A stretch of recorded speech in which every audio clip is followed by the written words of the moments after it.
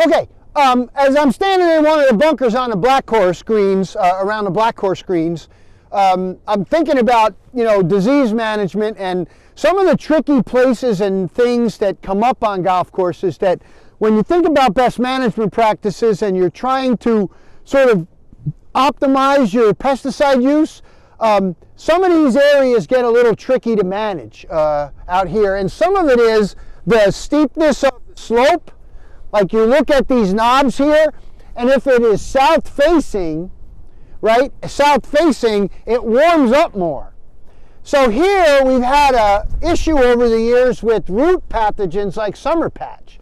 And so we've been trying to figure out, what's the best way to deal with it. And you can see in some cases we have to give up and put some sod. Other cases we've been trying to make applications and getting them watered in effectively. Now I think we're going to pay attention to soil temperature a little bit more, because this might warm up and the disease might get going, and it might be hard for any fungicide to give you control once the disease gets going. So typically with summer patch, we're waiting till the soil temperature gets to 65 degrees at 2 inches, and then for 5 days. And once you're there, we're pretty sure that the organism starts to grow, and that's also coincides with root growth in the cool season grasses not being as good. So these are really tricky places to manage diseases and monitor things like soil temperature, making sure you get enough water when you put the product down so that it gets into the root zone, because the fungicides are only moving up.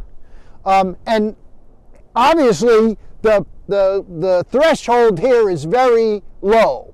We're not really going to tolerate too many inconsistencies for no other reason than the ball could land here. This actually is a pretty tricky hole. This bunker gets a lot of action. Yeah. This bunker gets a lot of action during the events.